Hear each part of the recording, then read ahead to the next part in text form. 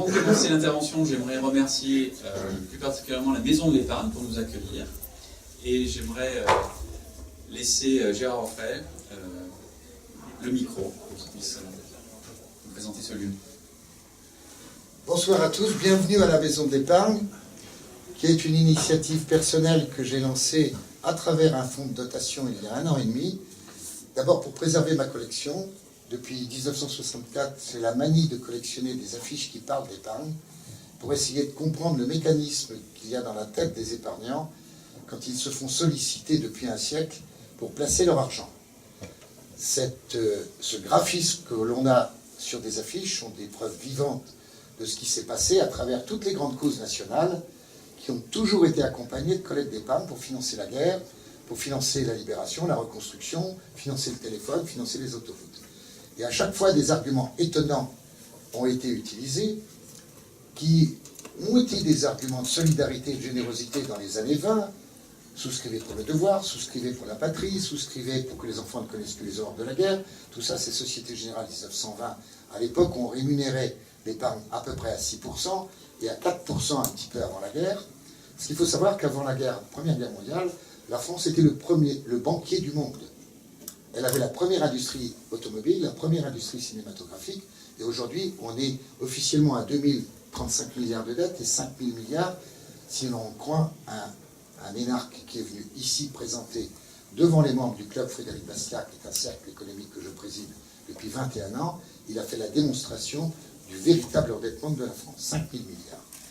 Alors, ce lieu était en fait un rêve que je portais depuis des années pour que ces 1000 affiches soient visibles et expliquées. Pourquoi? Parce que lorsque vous parlez d'économie ou de finance, vous utilisez des termes qui sont totalement incompris de la population. Ce sont des termes techniques pour les spécialistes, mais aller dans les écoles, parler de finance, ils vont faire où? Et parler d'économie, ils vont dire oh, on va encore nous embêter avec des graphismes que l'on va mettre dans nos livres scolaires. Parler d'épargne, c'est pas la même chose.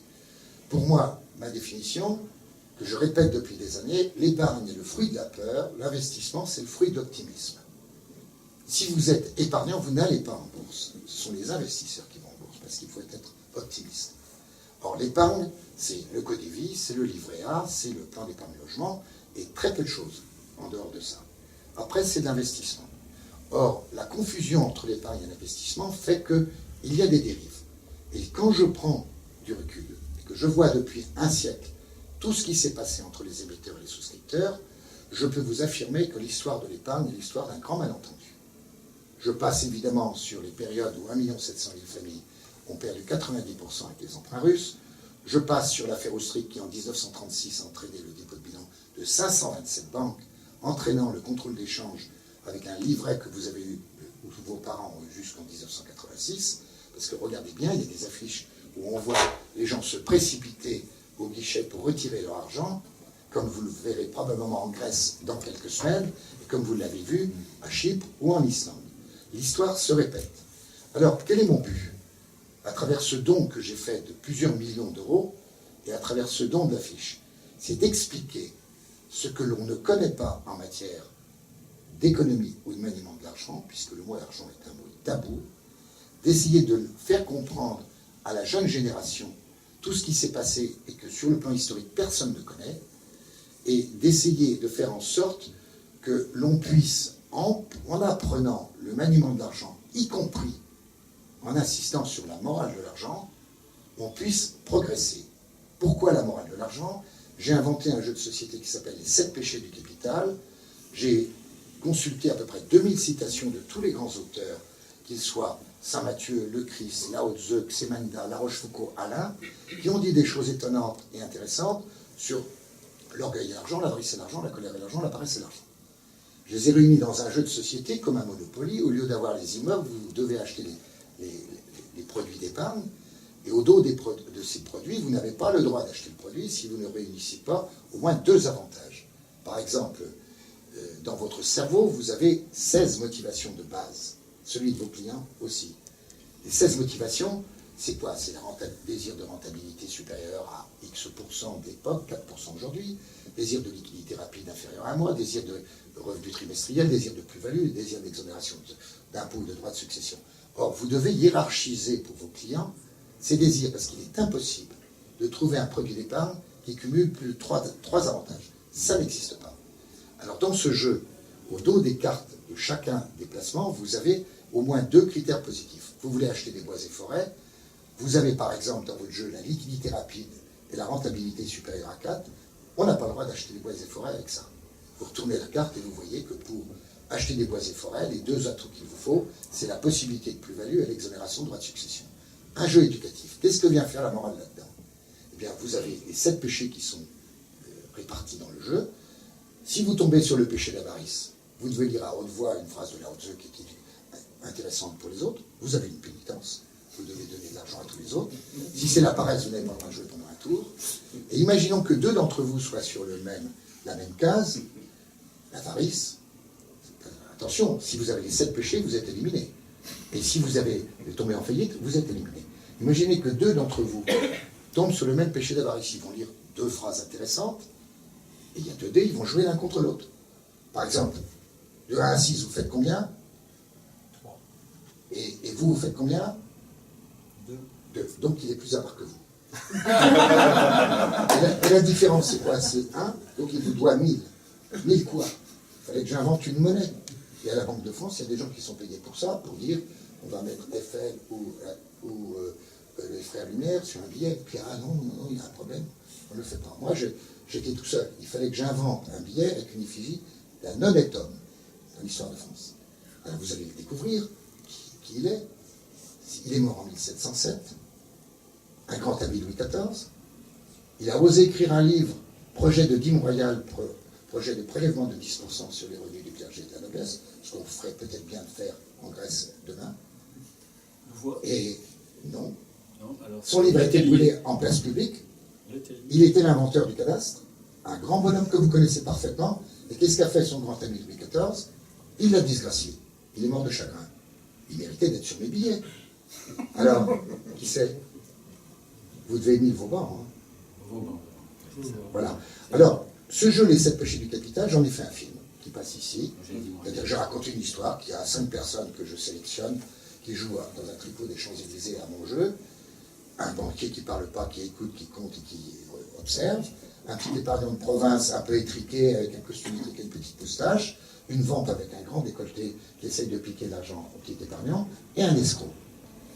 L'escroc, j'ai eu du mal à le trouver, parce que comme je tournais à Lyon, il m'a demandé un costume sur mesure et descendre dans un 5 étoiles. Donc j'ai changé d'escroc.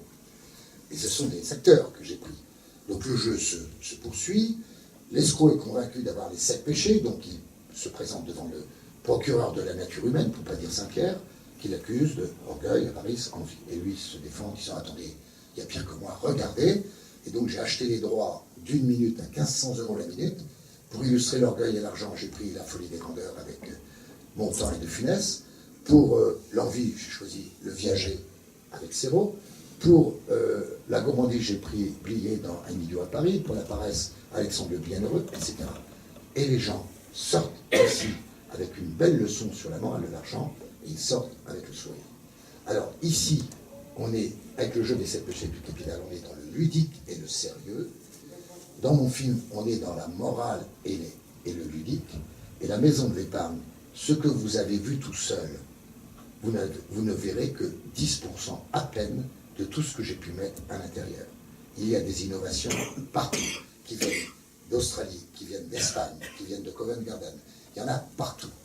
Donc si un jour vous avez envie de vous faire guider, je vous ferai découvrir des choses phénoménales, parce que ça fait des années que je rêve de mettre l'épargne à la portée du plus grand nombre, même des spécialistes comme vous. Ce soir, j'ai le plaisir de vous inviter dans cette salle que d'habitude on loue, pas très cher et en plus pas sans TVA, puisque nous sommes exonérés de TVA. Nous sommes heureux de vous inviter. Vous allez parler de choses sérieuses. Mais si dans vos professions, vous avez envie de louer la salle pour vos petits déjeuners, Point Presse Finance, vos assemblées générales, d'actionnaires, d'associés, vos formations de CGP, eh bien, ça me permettra d'éviter de combler le trou tous les ans que je suis obligé de combler tant que je ne suis pas à l'équilibre. Quand je ferai des bénéfices après, je suis obligé de les donner. À ce moment-là, vous me direz qui mérite de recevoir un prix de la maison d'épargne, soit un jeune qui a fait une thèse sur à nouveau une nouvelle technique d'épargne ou une étude intéressante, un Piketty bis ou un Piketty amélioré, ou éventuellement un graphiste, parce que tous ces grands graphistes qui ont laissé des traces sur les affiches faisant appel public à l'épargne, vous ne les voyez plus. L'épargne maintenant se collecte par Internet, par la télévision, et pas par les mécanismes d'affiches. Et ces gens-là sont extraordinaires. Ils dessinent parfois des très très bons dessins pour illustrer un article dans Le Monde, Économie, ou dans Challenge, ou dans Les Échos, et ils méritent aussi d'être aidés. Donc dès que je ferai des bénéfices, cet argent ira chez eux, parce que nous ne sommes pas appelés à avoir des marges bénéficiaires. En attendant, eh bien, essayez de me louer la salle de temps en temps, et profitez-en aujourd'hui. Merci beaucoup.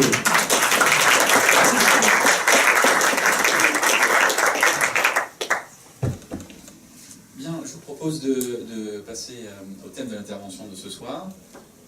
Donc vous avez choisi le thème, je vous rappelle, puisqu'on vous avait interrogé suite à la 4e édition de l'Afterwork Asset Management. Et vous avez souhaité que l'on parle des forces et faiblesses de la place de la gestion d'actifs française. Donc pour cela, 2 invités ont accepté de venir s'exprimer, et je les en remercie. Tout d'abord Pierre Belon, C'est moi. délégué général de l'AFG. Vous voulez vous présenter? Bonsoir, non, je suis délégué général de l'AFG, je suis heureux d'être avec vous. On va pas perdre trop de temps pour commencer, parfait. Eric Tajman, directeur du développement Tocqueville Finance. Voilà, donc en fait, je viens ici, je présente Tocqueville Finance évidemment, mais on parlera un peu plus globalement de ce qui se passe au niveau français, mais aussi au niveau international, puisque bon, on va parler des forces, en tout cas de la positionnement d'une gestion française, aussi bien en dehors de nos frontières. Merci Eric. Je vous propose de démarrer par un bilan 2014 de la gestion d'actifs française. Pierre? C'est moi? Ah oui. Donc volontiers, nous avons fait notre conférence de presse justement hier matin, donc ça tombe très bien dans les chiffres, il y en a un petit peu dans la presse et les différents organes de communication aujourd'hui. Dominique Pignot ici, notre directrice de la communication à l'AFG, a orchestré tout ça. Alors oui, j'aurais peut-être dû le faire au moment de la présentation. L'AFG, c'est l'association professionnelle qui regroupe les sociétés de gestion de portefeuille en France. Et elles sont très diverses. Il y a de nombreuses qui sont filiales ou appartiennent à des groupes financiers, des groupes bancaires, des groupes d'assurance. Et il y a aussi un grand nombre de sociétés de gestion entrepreneuriales de petite taille, qui est une des forces de la gestion française, mais on y reviendra peut-être tout à l'heure. Alors, les chiffres qu'on a publiés hier on les a plutôt présentés positivement, mais on va voir il y a certainement aussi des zones d'ombre et des zones d'insatisfaction. On y reviendra peut-être, mais cet exercice de communication ne va pas titrer situation dramatique de la gestion française. Évidemment, ce n'est pas le but d'une association professionnelle que d'avoir des titres comme ça. Et d'ailleurs, en plus, ce n'est pas vrai. Il y a beaucoup d'éléments positifs dans les chiffres. Alors, quelques grands chiffres, et puis on va, je pense, faire assez vite les questions-réponses. Il y a un peu plus de 3200 milliards d'euros en gestion sur la place de Paris, donc c'est un chiffre important. La place de Paris est une place leader en Europe, enfin la place leader en Europe continentale et une place leader en Europe pour la gestion d'actifs et le reste. C'est une des endroits où il y a de la gestion qui se fait, ce qui n'est pas le cas qui est faiblement le cas dans d'autres places financières continentale. Il y a un peu plus de 600 sociétés de gestion, 630, je ne sais plus le chiffre exact, à Paris, donc c'est un nombre important, j'ai fait allusion tout à l'heure. Donc ça c'est bien qu'il y en ait beaucoup, mais ce qui est un élément positif, c'est qu'il y a des créations chaque année de nouvelles sociétés de gestion. Donc ça c'est plutôt le chiffre qui nous intéresse. C'est moins le résultat net, parce qu'il va y avoir un jour ou l'autre plus de fusion que de création, mais ce sera normal comme pour toute l'industrie. Mais on a encore eu 39 créations de sociétés de gestion l'an dernier, et c'est vraiment un signe de vitalité. Après, parmi les signes de vitalité, il y a le fait que cette place n'est pas spécialisée sur un type de gestion particulier, mais il y a tous les types de gestion sont couverts par les membres de l'AFG, qu'il s'agisse de la gestion action, qu'elle soit d'ailleurs indicielle ou stock picking, qu'il s'agisse bien sûr de la gestion obligataire, monétaire qui reste importante, même si c'est difficile aujourd'hui avec le niveau des taux, et puis des gestions plus spécialisées qui aujourd'hui grossissent, le capital investissement, l'immobilier, les infrastructures, voilà. Donc l'ensemble des types de gestion sont couverts à Paris, et aussi l'ensemble des types de clientèle. Certaines sociétés de gestion sont spécialisées pour les clientèles étrangères, certaines sont spécialisées pour une clientèle beaucoup plus française, certaines sont clientes essentiellement de sociétés, fournisseurs essentiellement de sociétés d'assurance, certaines sont plus sur le retail, ce qu'on peut appeler le private banking ou la gestion de fortune. Donc on a une grande diversité et qui est évidemment une force pour une place, puisque les situations peuvent varier d'une année à l'autre, et quand une place a une dimension suffisante pour avoir une grande diversité d'acteurs, c'est important. Et puis, je finis par une dernière phrase, puis je vous repasse le micro. Moi, je représente, je suis le délégué général de l'AFG, donc l'association des sociétés de gestion. Évidemment, je n'oublie pas que les sociétés de gestion sont une partie de l'écosystème de l'asset management à Paris. Il y a des fournisseurs de services importants, ça va des dépositaires à ceux qui aident à calculer les valeurs liquidatives, aux avocats, etc. Donc l'industrie de l'asset management à Paris, c'est beaucoup plus, heureusement d'ailleurs, que les seules sociétés de gestion. C'est tout un écosystème qui lui aussi est très dynamique. J'ai fait surtout le positif, on pourra parler du moins brillant aussi. Hein. J'aimerais une question, Pierre. On constate que globalement les encours en Europe progressent, mais on constate aussi que les encours globaux français, sauf erreur de ma part, baissent. Non, pas tout à fait, mais c'est vrai qu'on croit moins vite, hein, on perd des parts de marché. Enfin, si on peut penser que c'est un marché, la gestion française, depuis quelques années, croît nettement moins vite que la moyenne européenne. Alors, les encours globaux ne baissent pas, hein, puisqu'on est en croissance encore cette année de 3,5. Ce qui a baissé depuis 2007, c'est la partie fonds d'investissement, c'est la partie, on peut dire OPCVM, fonds collectifs. La partie mandat, elle a cru. Donc, globalement, on a cru, mais c'est vrai qu'on marque le pas sur la partie organisme de placement collectif.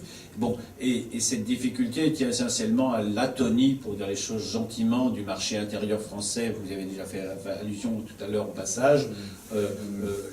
L'épargne française, enfin, on peut reprendre la distinction qui a été faite tout à l'heure. L'épargne, qui reste importante, ne se traduit pas en placement financier, ou très peu, ou pas assez. Et à l'intérieur des placements financiers, l'essentiel est pris par les livrets. Cette année, c'est le livret d'épargne logement. L'année d'avant, c'était le livret A. Bon, bref, et par l'assurance vie. Certes, qui après redonne du travail aux sociétés de gestion. Mais disons que les placements financiers ont fortement baissé, et qu'à l'intérieur des placements financiers, tout va au livret à l'assurance vie et plus rien quasiment chez le retail en direct. Et par ailleurs, dernier point, sur les institutionnels français, les sociétés d'assurance se maintiennent et même sont en légère croissance, comme ce sont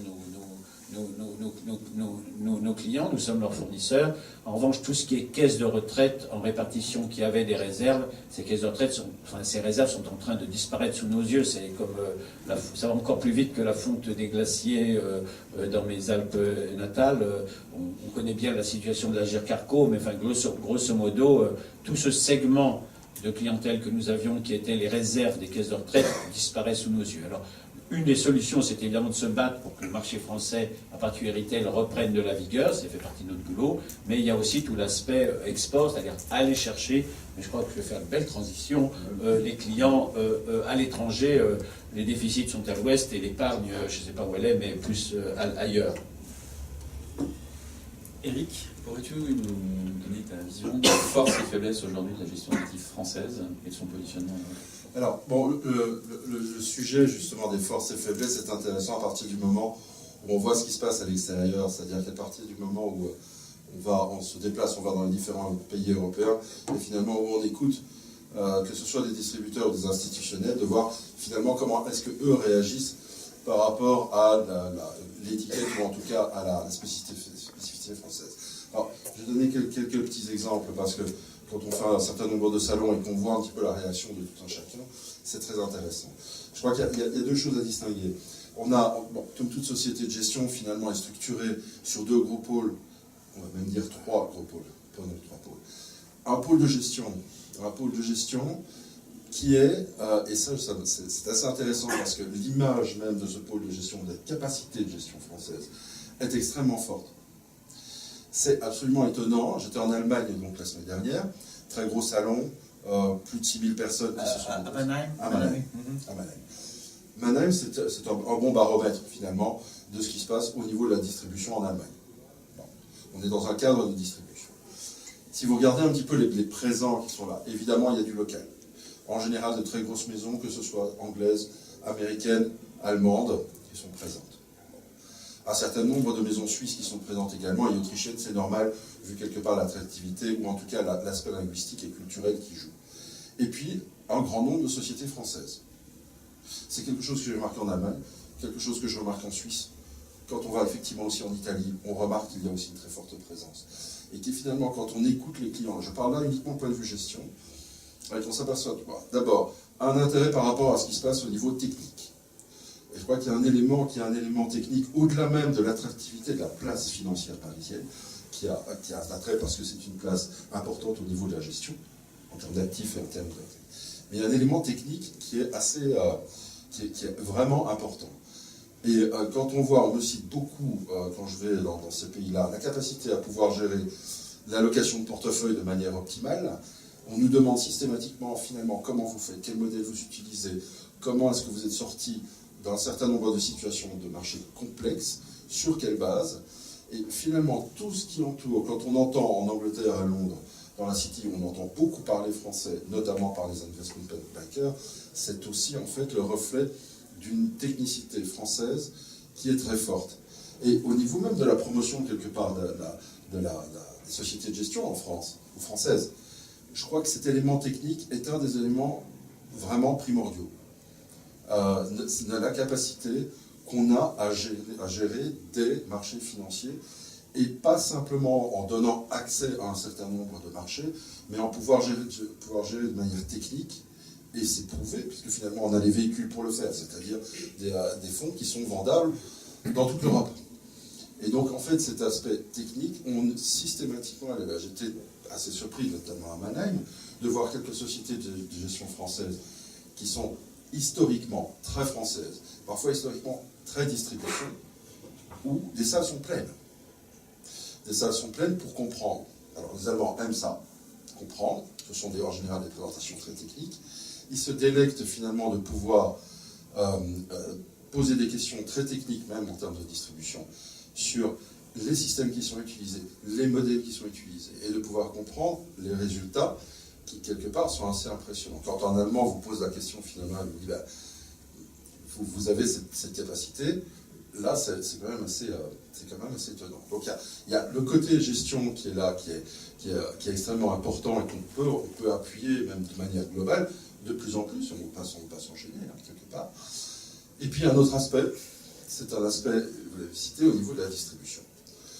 Alors, le réflexe qu'il y a eu au niveau des sociétés françaises de ne plus rester uniquement dans le marché, parce que ce que vous avez décrit, le panorama que vous avez décrit, là, finalement, en termes de révision stratégique, oui, on ne peut plus se permettre quelque part d'être 600 sur un marché qui diminue, ou mieux qui est stable. Ouais.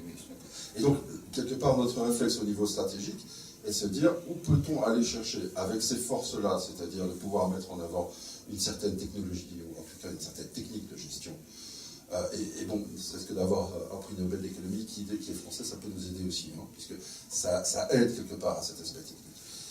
Mais il y a un aspect qui est purement distribution, c'est l'autre pan quelque part de la société de gestion, qui est de savoir, d'un point de vue distribution, comment fait-on finalement pour vendre à l'étranger. C'est quelque chose qui nous occupe nous-mêmes énormément, c'est-à-dire de savoir quelles sont les stratégies qu'on va adopter.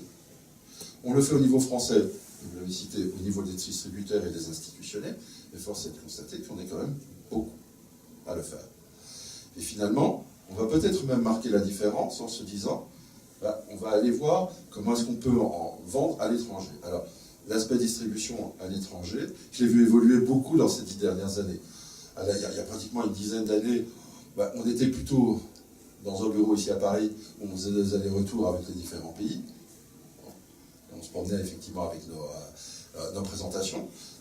à l'époque, et ça a quand même bien évolué avec les nouvelles normes européennes, c'était un petit peu compliqué de vendre des fonds de droit français à l'étranger, puisque ça n'était pas reconnu, en tout cas au temps maintenant, par rapport à la commercialisation, où ça faisait plutôt pas. Et finalement, de se poser la question après, bon, si on avait des résultats qui étaient plus ou moins corrects, mais pas terribles. Puis il y a eu l'émergence de tout ce qui est vendeurs locaux, donc les fameux TPM, qui se sont développés de manière très forte, où finalement, c'est simple, hein, si vous voulez aller vendre en Autriche, au lieu d'y aller vous-même, on va faire appel à un local qui va commercialiser. Et puis maintenant, parce que là, ce sont toutes les toutes dernières évolutions, c'est les partenariats. Alors, c'est un peu la tarte à la crème, le partenariat, parce qu'on peut se dire, finalement, comment tout le monde s'y retrouve. Eh bien, finalement, on le voit maintenant, dans cette période-ci, je vous parle des derniers mois, l'émergence de nouveaux modèles de distribution qui se font soit par l'intermédiaire de partenariats croisés de distribution, voire même capitalistiques.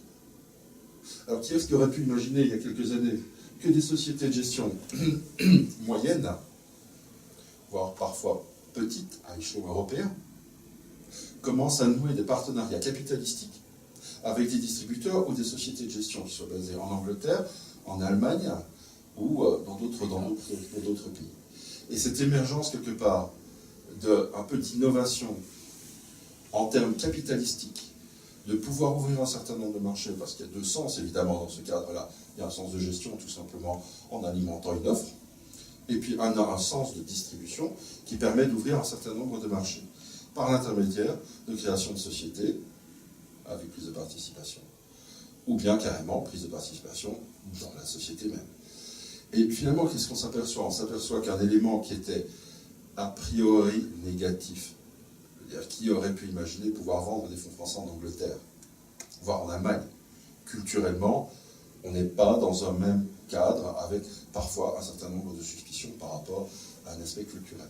Maintenant, ce genre de choses est pratiquement, peut exister, mais pratiquement diminue, et finalement, avec une capacité d'innovation, de rechercher des nouvelles voies, pas seulement au niveau de la gestion, mais des capacités d'exister dans les différents pays et de pouvoir être présent.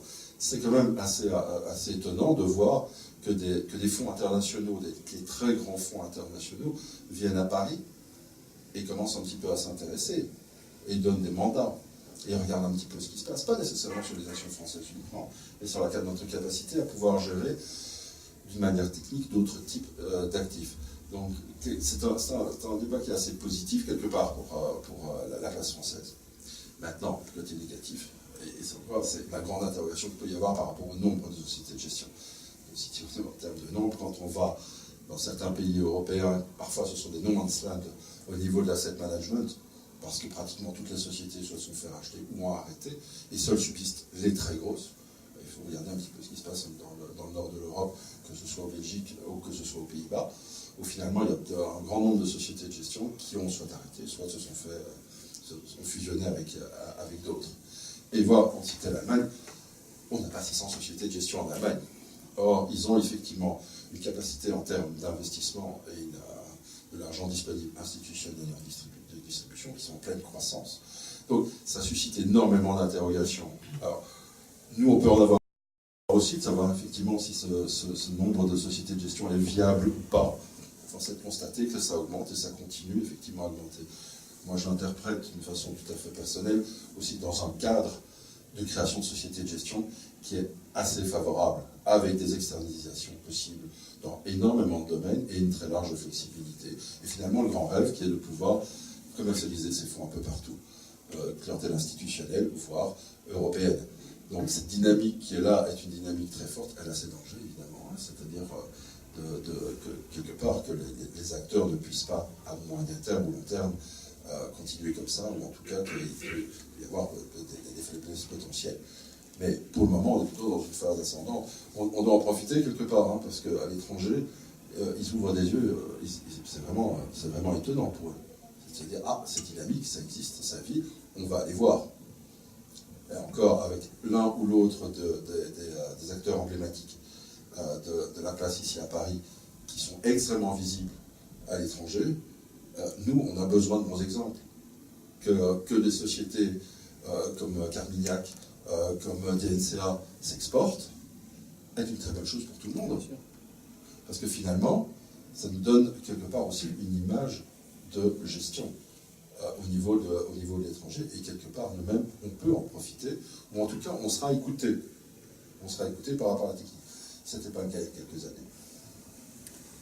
J'aimerais dire quelques mots sur le cadre réglementaire. Justement, actif est une des industries les plus régulées. Il y a peut-être le nucléaire qui est plus régulé que la gestion d'actifs. Je ne sais pas, il faudrait comparer. On dit qui peut gérer quoi, comment, qui peut acheter le produit, enfin, c'est extrêmement réglementé. Est-ce que selon vous, le régulateur français, l'AMF, est soucieux de l'attractivité de la place de Paris? Comment est-ce que je continue, vous voulez? C'est évidemment une question qui est complexe. Pourquoi? Parce que la fonction même des autorités, et de l'AMF en particulier, bon, on est dans un cadre, une période qui est quand même très particulière, une période qui a subi un assez gros choc, et un choc de crédibilité. Bon. Là, ce qui nous fait tous peur, évidemment, c'est d'avoir une problématique d'image, mais finalement de ne plus avoir la crédibilité des investisseurs, qu'ils soient privés ou institutionnels. Quand tu parles de l'attractivité, je n'ai pas non plus l'impression que l'objectif premier de l'AMF est d'alimenter une attractivité au niveau d'une place financière telle que Paris. Je crois qu'il y a des objectifs qui sont là, qui sont des objectifs de protection, des objectifs de réglementation, de faire en sorte que finalement il n'y ait pas trop de problèmes au niveau des sociétés de gestion. Évidemment que nous-mêmes, ce sont des contraintes supplémentaires dont on doit tenir compte, surtout que nous ne sommes pas dans un cadre uniquement français. Donc, quelque part, on en tient compte, on est obligé d'en tenir compte, et ça intervient au niveau de notre distribution et de notre gestion. Mais on l'a vu à certains moments, ça commence un petit peu à changer quand même. Certains régulateurs, qui avaient la tentation d'être un peu plus souples pour quelque part pouvoir un peu plus attirer un certain nombre de sociétés de gestion. J'ai l'impression que cette tendance s'inverse. C'est-à-dire qu'il n'y a plus quelque part de compétition entre régulateurs par rapport à ça, parce qu'il y a un cadre européen qui est un cadre général. Néanmoins, dans un cadre d'innovation, parce que dans un cadre où l'innovation est très forte, j'en vois de plus en plus, le régulateur, quelque part, doit pouvoir suivre et doit pouvoir aussi suivre cette tendance qui est là, c'est de comprendre quelque part ce qu'il y a dans cette innovation et pouvoir l'évaluer et finalement aussi adapter ses contraintes. C'est loin d'être ça, mais je ne crois pas que c'est une des priorités.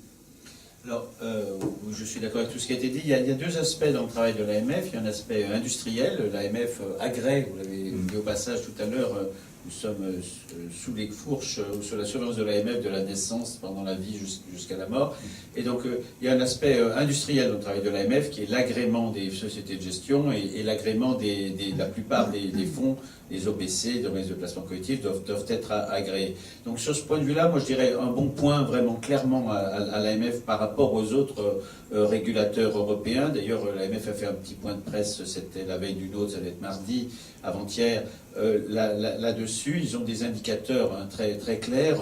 Le time to market, enfin, je sais pas comment dire, pour qu'un fonds puisse être agréé est nettement plus rapide en France que dans la plupart des autres pays. Et puis quand c'est des fonds qui sont pas des clones, mais enfin qui reproduisent ce qu'a fait un autre fonds, ça va encore plus vite. Donc de ce point de vue-là, je dirais vraiment l'AMF est très réactive de ce point de vue industriel et ils y veillent beaucoup et a raison. Et d'ailleurs, c'est un point aussi important que dans le point presse qu'a fait l'AMF sur la gestion mardi matin, ils ont eux-mêmes mis en avant comme leurs indicateurs de rapidité d'agrément, comme non seulement un truc qu'ils suivent, mais qui publient, dont ils parlent à la presse. Donc c'est vraiment un signe positif. Alors, sur l'aspect AMF régulateur maintenant, c'est-à-dire fabricant de normes qui après nous sont imposées, je dirais que les choses s'améliorent un peu par rapport au passé, mais peut mieux faire ou doit mieux faire, et ben non, c'est le travail essentiel de l'AFG, parce que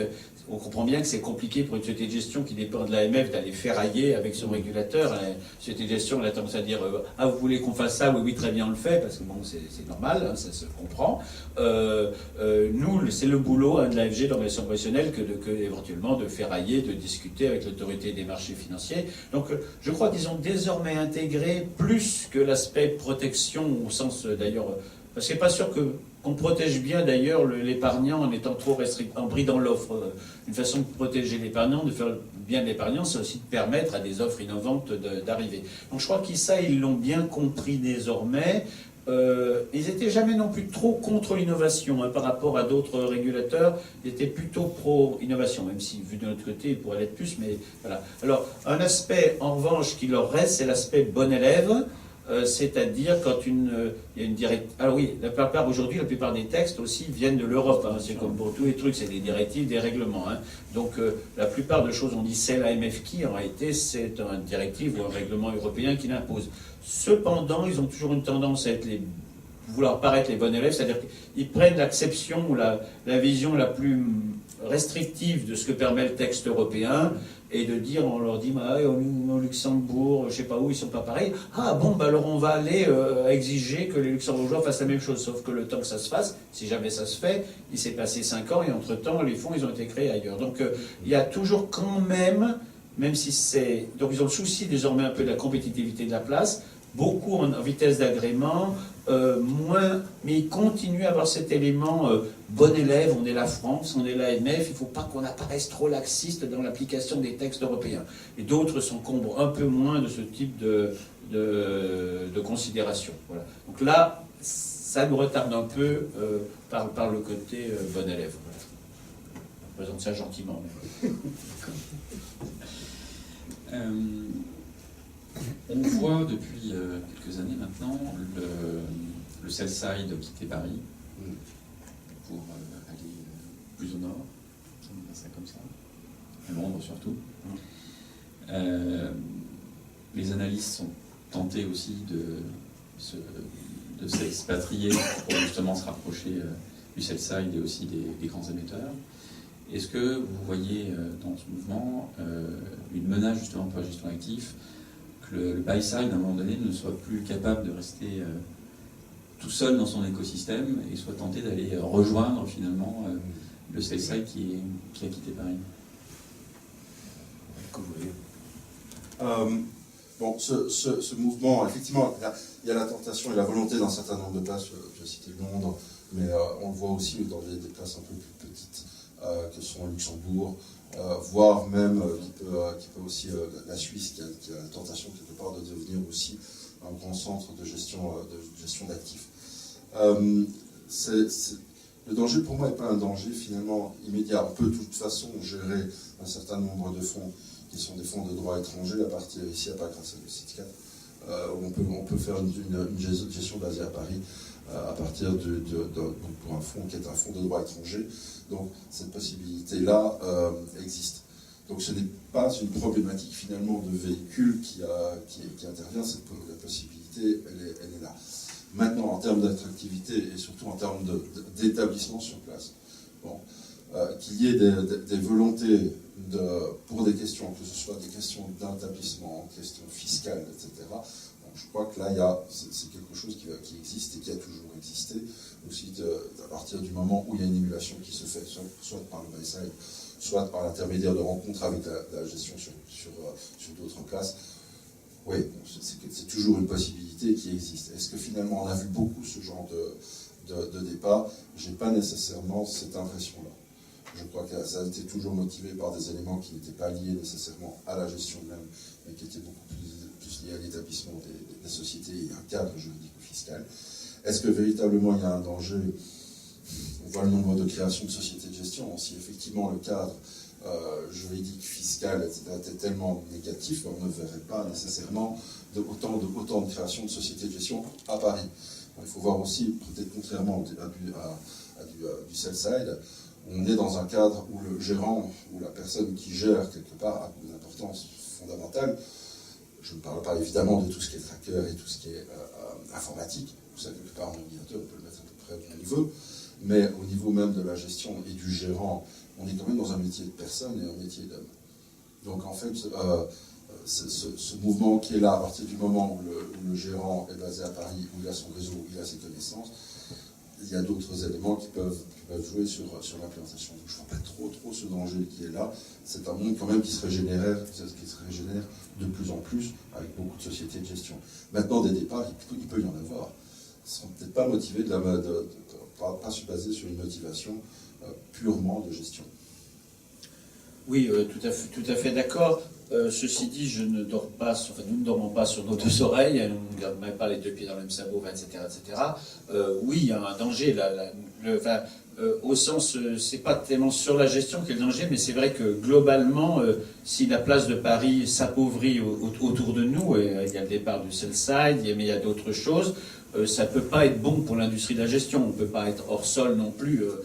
Si à un bout d'un moment, il n'y a que les clients étrangers qui se développent et pas le marché intérieur, si nos fournisseurs sell-side sont à Londres, si on a une taxe sur les transactions financières à Paris, mais surtout pas à Londres, ni au Luxembourg, ni en Irlande, etc.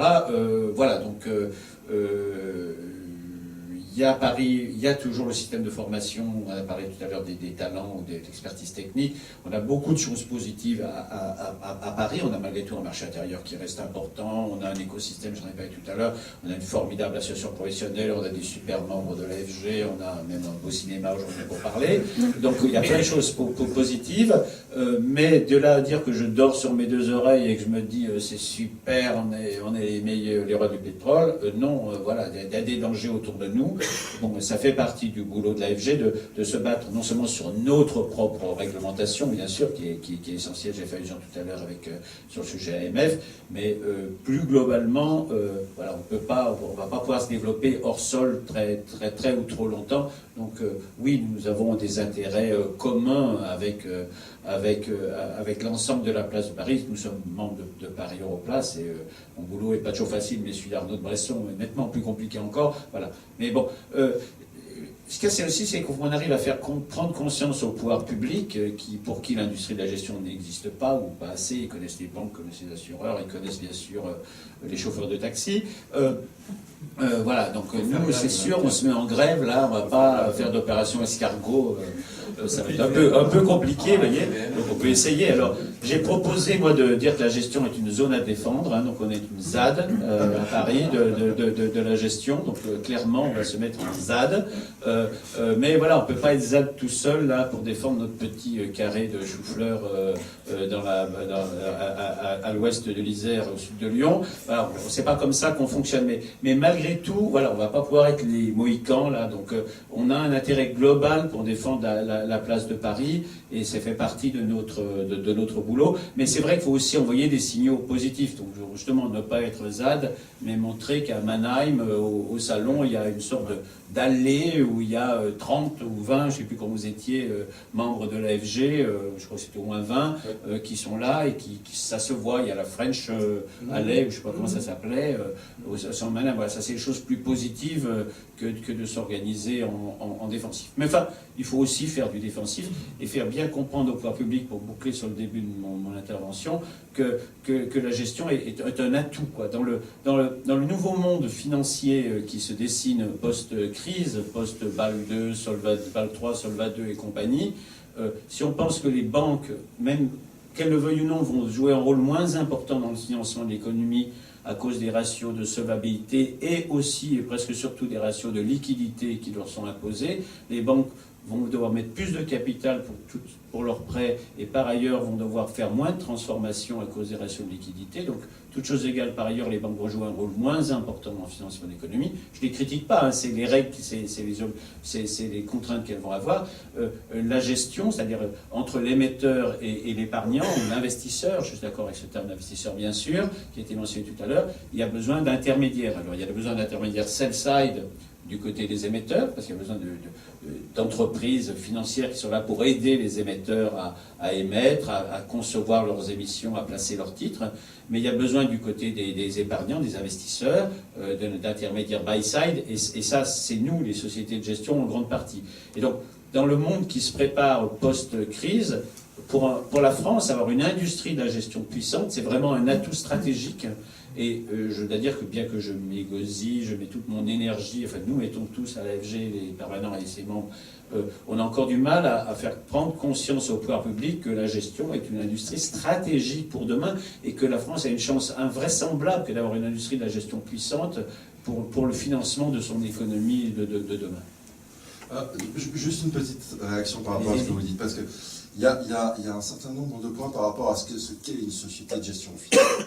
Parce qu'on le voit, il y a une place d'une société de gestion par rapport à la gestion de l'actif, par rapport à l'intermédiaire entre l'épargne et finalement la réalité économique.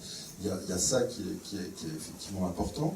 D'un autre côté, une société de gestion a de plus en plus de volonté de pouvoir distribuer ses produits et de pouvoir jouer un rôle plus actif vis-à-vis de la distribution. La grande question qu'on peut se poser, c'est une question peut-être à 5-10 ans, c'est à quoi se ressemblera une société de gestion dans 5-10 ans en fait. Est-ce qu'une société de gestion, ça va être finalement ce qu'on est, ce qu'on a toujours été, c'est-à-dire un ensemble de gérants qui vont gérer des actifs, et que finalement gèrent des mandats, gèrent des produits, délèguent un maximum de choses, donc très bien, un système qui est assez souple.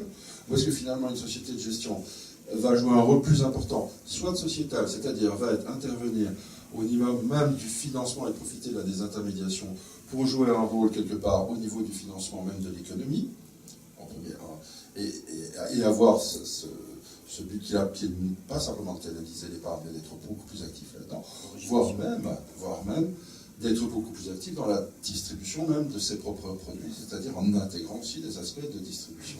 Et l'aspect réglementaire de MIF2 va jouer un rôle extrêmement important là-dessus, parce que il y a beaucoup de... C'est un sujet très vaste et assez complexe en termes d'impact, mais ça va impacter les sociétés de gestion, ça va impacter leur structure, ça va impacter la manière dont elles travaillent, et finalement, elles devront gérer, ou en tout cas être responsables de leur propre distribution, ce qui avant n'était pas nécessairement le cas pleinement. Donc, quelque part, le panorama et l'identité même de la société de gestion va changer. Ça va avoir des impacts stratégiques dans le temps.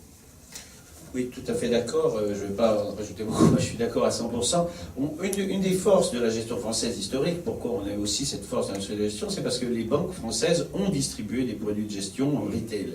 Ce qui n'est pas le cas dans beaucoup d'autres pays. Les banques allemandes ne vendaient pas de la gestion, les banques italiennes très peu. Tu pourras confirmer. Les banques anglaises, en tout cas, c'est certain.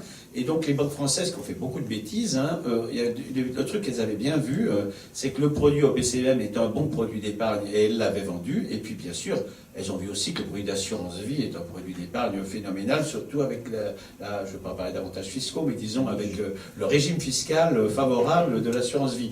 Et les banques françaises, c'est toute la banque assurance, qui est aussi une spécificité française, ont vu que le produit OPCVM et le produit assurance vie étaient des produits favorables. Alors ça nous a porté, ça évidemment, sur le marché retail. Sauf qu'aujourd'hui, ça ne marche plus. Les banques françaises, enfin elles vendent encore de l'assurance vie, les banques, mais ne vendent plus d'OPCVM. Et pour plein de raisons, bonnes et mauvaises, enfin bref, elles n'en vendent plus. Et donc, si nous voulons reconquérir le marché intérieur, repeser, reprendre de l'épargne de marché dans le marché intérieur de l'investissement, de l'épargne, des placements, bien sûr, il faut qu'on obtienne une amélioration de la fiscalité d'épargne qui se dégrade continuellement depuis la disparition de notre bien-aimé Bérégovoy, mais quand même, que ce soit droite-gauche, pareil, bien entendu, de gauche, bien avec des derniers coups sur le cercueil avec la fiscalisation d'épargne automarginale, mais enfin, le truc était déjà presque avancé, voilà. Donc, il faut bien sûr qu'on arrive à faire modifier cette fiscalité d'épargne à nouveau, la mettre à l'endroit, comme ça a été très bien dit par notre hôte d'aujourd'hui, pour qu'elle favorise l'investissement et pas l'épargne de laine, etc.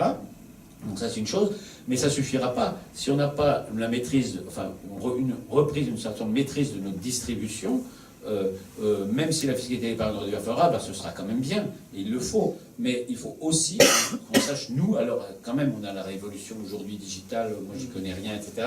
Mais bon, on voit bien qu'il y a quand même des tas de possibilités, on peut lister les fonds sur Euronext, enfin il y a des tas de possibilités possibles. Sur le marché institutionnel, il y a longtemps qu'on le fait, on ne passe pas par une banque pour aller voir les caisses de retraite ou les assureurs. Donc sur le marché retail, il faut qu'on trouve moyen, qu'on y arrive de faire la même chose. pas contre nos réseaux traditionnels qui existent, qui seront toujours bien aimés, et puis plus ils vendront nos produits, mieux ce sera. Mais on ne peut plus compter que sur eux, parce qu'on compte que sur eux, sur le marché intérieur, on va continuer à s'étioler. Vous parliez de la révolution digitale. C'est quelque chose qui finalement, parce que tu as besoin de citer les taxis, ça on peut toucher. Oui, voilà. Allez vous faire Uberdiser. Pas nous, mais les distributeurs traditionnels, oui. C'est important parce que j'étais en Belgique pour un salon qui est en fait un salon d'indépendants, de distributeurs indépendants. Premier film qui passe, on était dans une énorme salle de cinéma. Premier film qui passe, c'était parodie, c'était Google. Alors, bon, c'est une parodie sur Google. Finalement, l'exemple de ce qui s'est passé en Chine avec la vente de produits financiers au niveau Internet, et bien, finalement, on a un peu ce fantôme qui est là, qui veut dire, tiens, mais quelque chose qui est en train d'apparaître là, qui est un nouveau distributeur. Est-ce que finalement, nous, en tant que société de gestion, quelles questions doit-on se poser par rapport à ça? C'est-à-dire quels canaux vont être utilisés dans le futur par rapport à la distribution de produits financiers? Et finalement, qu'est-ce qui va être le plus efficace? Il y a des vrais sujets de fond là-dessus, parce que, ok, il y a une problématique d'information. Le digital nous aide énormément là-dessus. C'est-à-dire que cette problématique d'information, de transparence, par l'intermédiaire, soit des sites internet, mais aussi de Twitter, mais aussi de tout ce qui est Facebook et autres, sont des canaux où en fait on peut matérialiser ce que nous vendons et qu'est-ce que nous on vend, ou qu'est-ce qu'on fait. En fait, déjà, on n'est pas dans du matériel là. On est dans quelque chose qui est virtuel. Ça fait des chiffres, on vend des perfs, on montre des performances. Il n'y a personne qui a jamais vu un fonds matérialisé, ou en tout cas à une époque il y avait du papier, maintenant plus du tout. Donc finalement, on est dans un monde qui est virtuel, et cette dynamique digitale va certainement nous aider, en tant que moyen, c'est pas une finalité, à donner un peu plus de corps par rapport à la société de gestion en tant que telle. C'est-à-dire, quelque part, comment est-ce que je peux faire vivre un gérant auprès de notre clientèle, en étant présent sur le net. Alors, il y a une grammaire à réinventer là-dessus au niveau des sites et du web et de tout l'univers. Et ça c'est complexe. C'est effectivement quelle est la nouvelle grammaire à utiliser en termes de communication vis-à-vis des réseaux sociaux. Et on le voit maintenant, ici par l'intermédiaire de cet événement. Cet événement est géré par quoi? Par des réseaux sociaux. Donc finalement, ça nous rassemble. Ça nous fait quelque part, ça nous fait un petit peu vivre en termes d'entité et en termes de produits. Merci Luc. Je propose de passer aux questions de la salle, s'il y en a.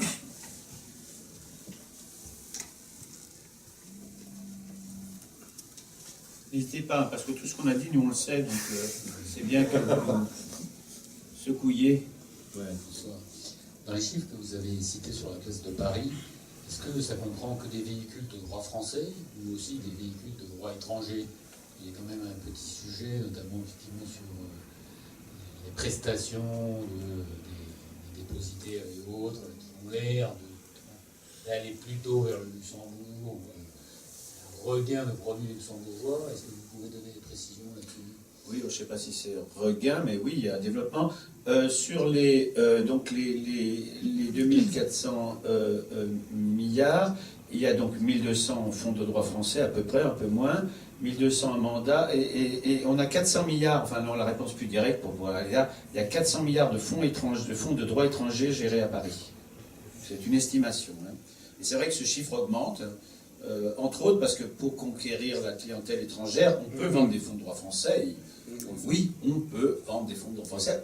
Nous vendons, mais vendent des fonds de droit français, mais aussi, bien entendu, surtout quand il s'agit d'aller vers l'Asie ou vers hors d'Europe, ou quand il s'agit d'aller dans de nombreux pays européens, ils passent par le véhicule luxembourgeois ou le véhicule irlandais géré à Paris. Donc l'estimation, c'est 400 milliards de fonds étrangers gérés à Paris. Juste une réflexion par rapport à la possibilité de commercialiser des fonds de droit français. On a fait le choix nous-mêmes, c'était un choix, de n'avoir que des fonds de droit français à commercialiser. Donc en fait, on couvre un certain nombre de pays au niveau européen et on en fait la promotion aussi dans des pays extra-européens. La question par rapport aux véhicules, ou en tout cas à l'établissement, est rarement posée dès le départ, sauf dans des cadres fiscaux très spécifiques. La Belgique, par exemple, est tout à fait défavorable par rapport au SCP, globalement, de nous qui viennent. Donc en fait, là, c'est même plus une question de territoire, c'est une question véritablement de véhicule. On a eu relativement peu d'autres réactions sur le risque ou le danger que peut représenter un véhicule de droit français. Donc oui, on commercialise, et on a une gamme qui est relativement limitée, qui est une gamme de type produit, uniquement des fonds de droit français. Et dans tous les salons où on est, que ce soit en Suisse, Luxembourg, Belgique, Allemagne, etc., on ne parle que de ces fonds-là. Donc oui, c'est possible effectivement de le faire. Ça représente entre à peu près, nous en termes d'actifs, entre 15 et 20% de nos actifs existants à l'étranger. Donc oui, il y a possibilité de le faire.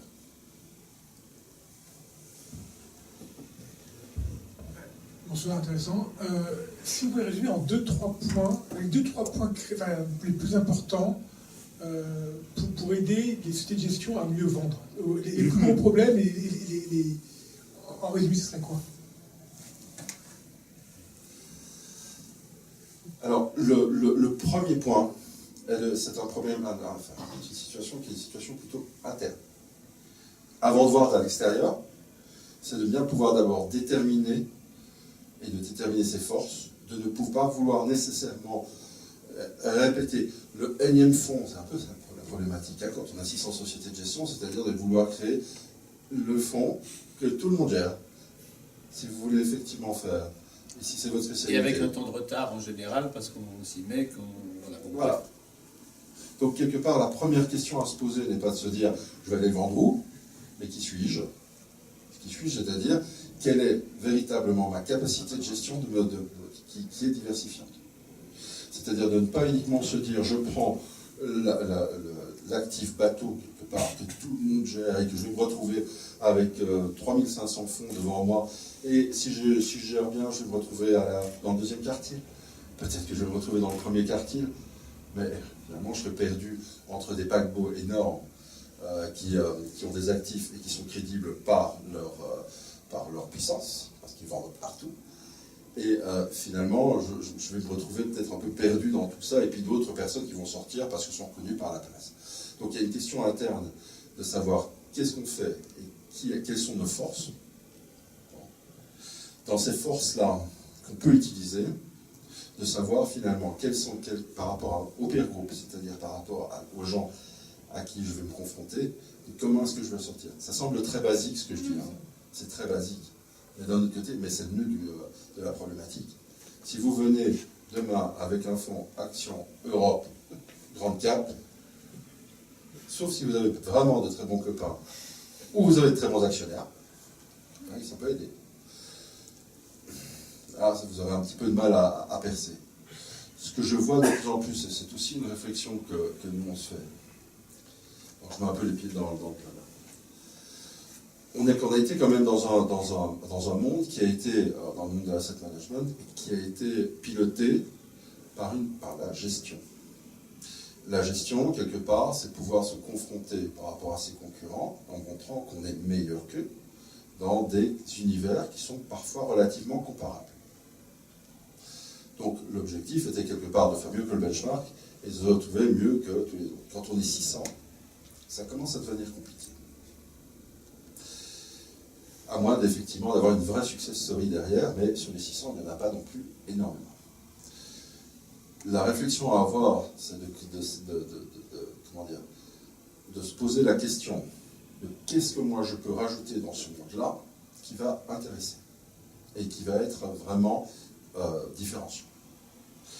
Donc la question existentielle au départ est de se dire qui suis-je, qu'est-ce que je peux apporter, quelles sont mes forces. C'est pas un exercice qui est toujours facile quand on essaie de se comparer sur des univers qui sont très uniformes. À partir de ce moment-là, c'est de comment est-ce que finalement, quelles sont mes conditions d'accès, à quoi j'ai accès exactement. On n'est pas dans un exercice rhétorique ou un exercice théorique en fait, de savoir je vais prouver à toute la place financière que je suis excellent et que je suis le roi du monde. Savoir effectivement comment est-ce que finalement je peux vendre ou comment est-ce que je peux communiquer auprès de mes investisseurs. Et le défi là est un défi externe c'est de savoir comment est-ce que je vais distribuer mes produits, mais quand je dis comment, c'est par quel intermédiaire et par quelle approche. Il y a maintenant des voies qui sont clairement fermées. MIF 2 va nous interdire, sous certaines conditions, de rétrocéder et de rémunérer aux intermédiaires. Ce qui était une pratique il y a plusieurs années, qui était finalement de rétrocéder. Ce sera un peu différent là. Donc il faut trouver effectivement un certain nombre d'autres voies, mais l'essence même de l'entreprise et qu'est-ce que je peux montrer comme capacité à innover, à être différenciant, ça va être crucial. Après, c'est de la politique de distribution. Comment est-ce que je rentre? Par quel point d'entrée je rentre? C'est pas évident du tout quand vous créez une société de gestion d'avoir cette réponse-là.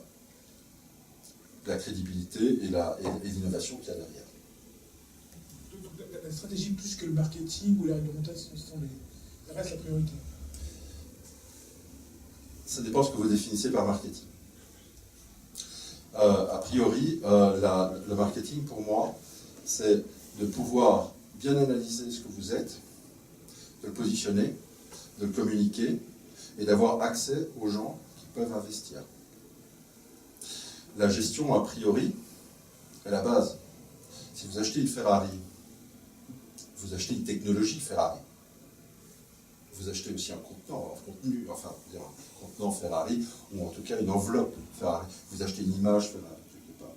Mais il y a quand même cette base qui est une base technique. Ferrari sans du marketing ne serait sans doute pas ce qu'est Ferrari maintenant. Et le questionnement qu'il y a de savoir finalement comment est-ce que je vais communiquer ce que je suis par rapport à l'extérieur, et on est dans des marchés où il y a énormément de concurrence. Donc, il faut être bien conscient de ce qu'on est et être assez malin pour se dire comment est-ce que je vais, par quel point d'entrée je vais avoir accès au marché. On se faisait la réflexion, une société de gestion qui se crée à 20, 30 millions, a priori n'est peut-être pas viable à long terme. Elle dépasse 100, 150 millions, elle commence à être crédible et commence à être regardée par un certain nombre de sélectionneurs. Il faut dépasser effectivement les 300, 400 millions, là vous rentrez dans le scope d'un certain nombre de grands groupes. Et avoir accès effectivement à des capitaux un peu plus importants. Donc, il faut bien être conscient quelque part d'où on est et le timing qu'il faut pour arriver jusque-là. Toutes ne vont pas y résister. Si c'était uniquement sur des bases de gestion, c'est-à-dire ce serait peut-être un peu plus équitable, mais finalement, quand on est 600, l'exercice est cruel.